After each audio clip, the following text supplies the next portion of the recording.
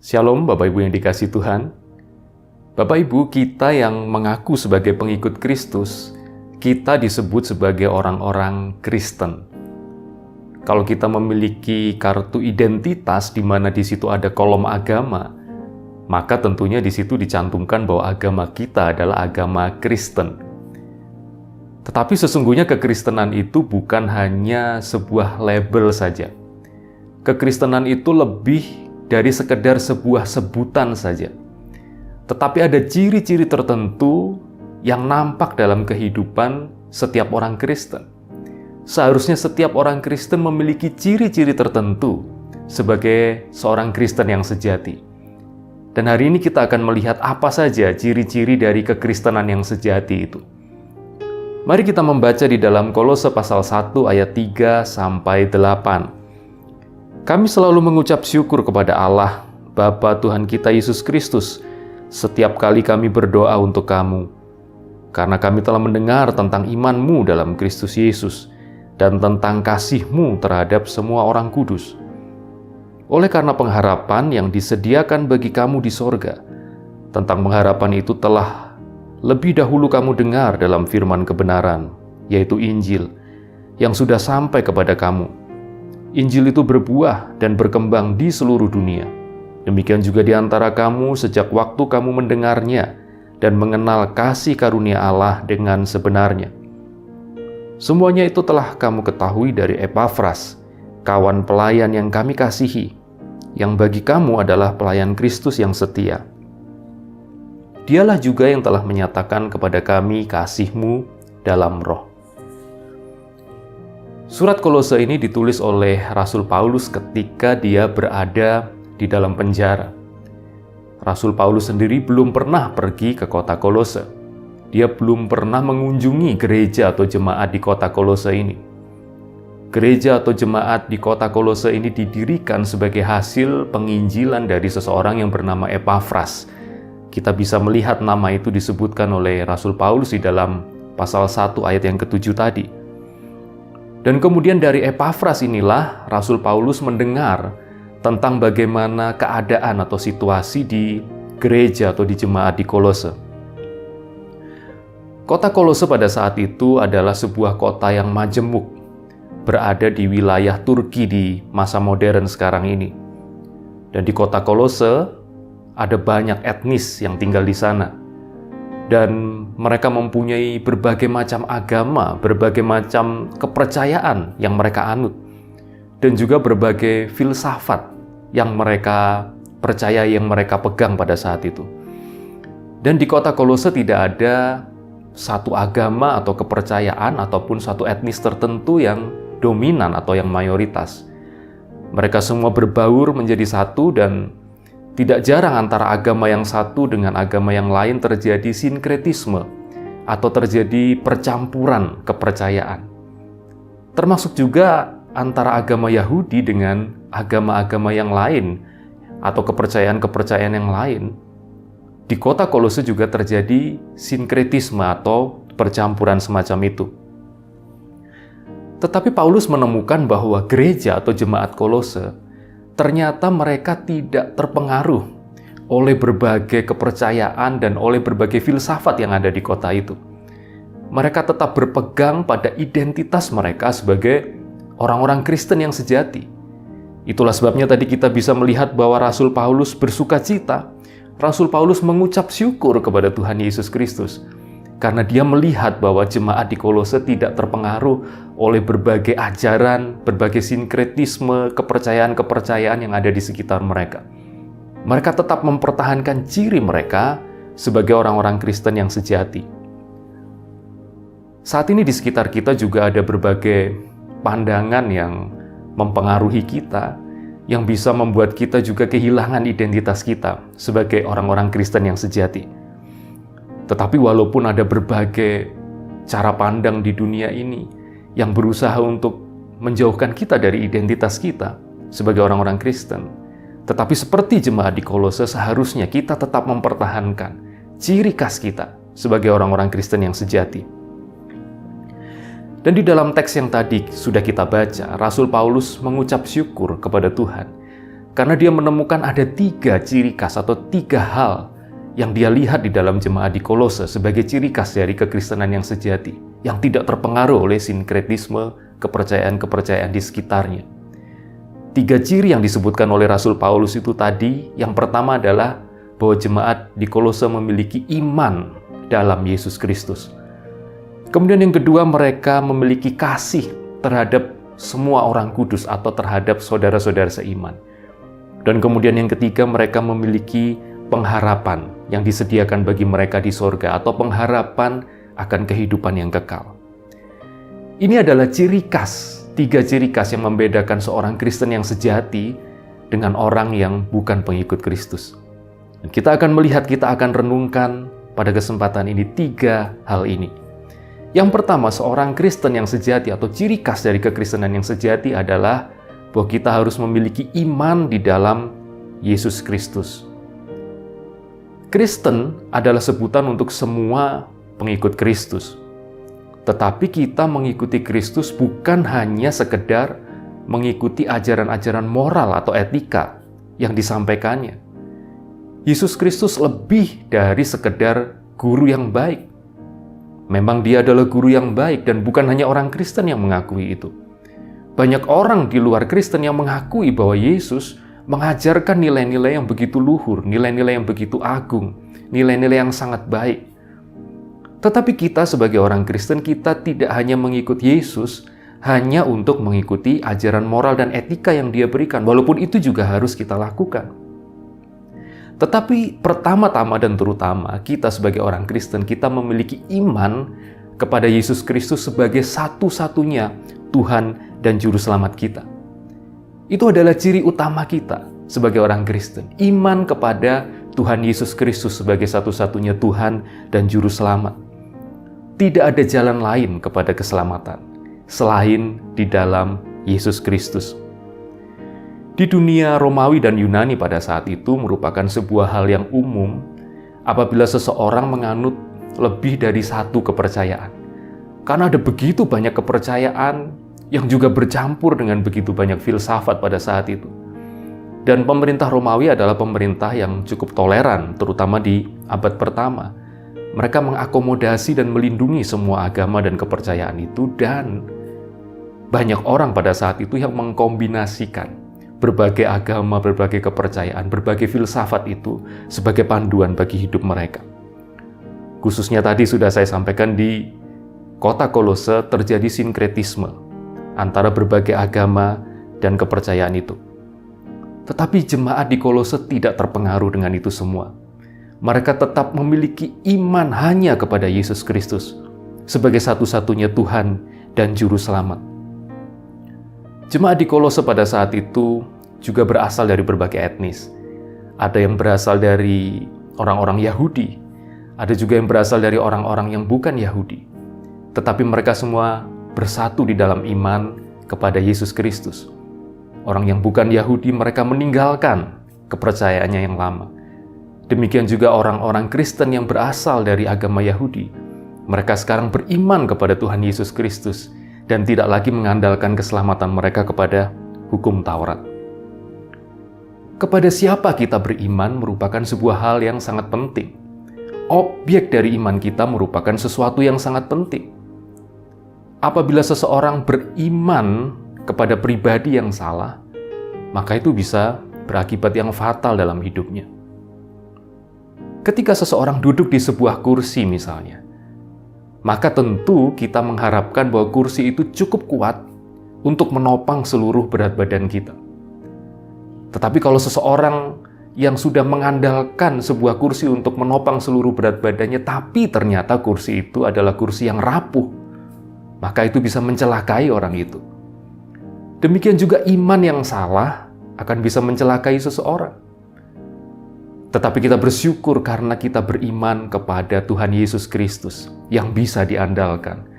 Kita bersyukur bahwa sasaran atau objek iman kita adalah pribadi yang benar, yang bisa diandalkan bagi keselamatan kita, yaitu Tuhan Yesus Kristus. Kalau kita mengandalkan iman kita hanya kepada seorang guru saja yang mengajarkan nilai-nilai yang baik, yang mengajarkan nilai-nilai moral dan etika, Itu memang hal yang baik, tetapi itu tidak cukup untuk membawa kita kepada keselamatan. Apabila kita hanya beriman kepada seseorang yang menunjukkan jalan keselamatan saja, maka itu tidak cukup. Yesus Kristus bukan hanya mengajarkan hal-hal yang baik. Yesus Kristus bukan hanya menunjukkan jalan keselamatan itu, tetapi Dia sendiri adalah jalan keselamatan itu. Dan melalui Dia saja, kita bisa diselamatkan. Kita mengandalkan iman kita kepada Yesus Kristus, Putra Allah sendiri yang pada hakikatnya Dia adalah Allah sendiri, yang turun ke dalam dunia menjadi manusia agar Dia bisa menebus dosa kita. Dan melalui iman kepada Yesus Kristus, maka dosa kita diampuni dan kita memperoleh jaminan keselamatan. Ini adalah hal pertama yang menjadi ciri kekristenan yang sejati, yaitu bahwa kita beriman kepada Yesus Kristus sebagai satu-satunya Tuhan dan Juru Selamat kita.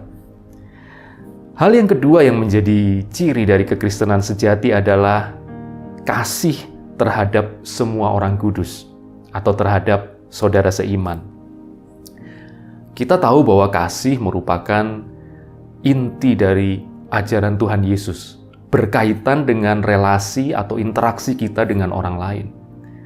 Demikian juga dalam hubungan kita dengan Allah, dalam ibadah kita, dalam hidup keseharian kita, maka kasih adalah inti dari ajaran Tuhan Yesus. Kalau kita mengasihi Allah, maka tentu kita taat kepadanya. Kalau kita mengasihi Allah, maka tentu kita beribadah kepadanya. Demikian juga kalau kita mengasihi sesama, maka kita akan berbuat baik kepada sesama kita. Kita tidak akan menyakiti orang lain. Dan Tuhan Yesus juga mengajarkan bahwa seluruh hukum Taurat, semuanya itu bisa dirangkum dalam satu ajaran, yaitu ajaran tentang kasih. Khususnya apabila itu menyangkut tentang moral atau tentang etika, atau tentang interaksi antara sesama manusia dan antara manusia dengan Allah. Kita harus mengasihi sesama kita manusia dari latar belakang apapun. Dan bahkan Tuhan Yesus mengajarkan, kasihilah musuhmu. Tetapi di dalam teks yang tadi kita baca, secara khusus Firman Tuhan mengajarkan agar kita saling mengasihi antara sesama orang kudus atau antara saudara-saudara seiman.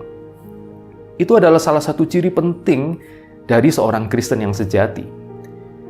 Di dalam Yohanes pasal 13 ayat 35 Tuhan Yesus mengatakan demikian. Dengan demikian semua orang akan tahu bahwa kamu adalah murid-muridku, yaitu jikalau kamu saling mengasihi. Kasih adalah dasar ketika kita berinteraksi dengan orang lain, khususnya juga dengan saudara-saudara kita seiman.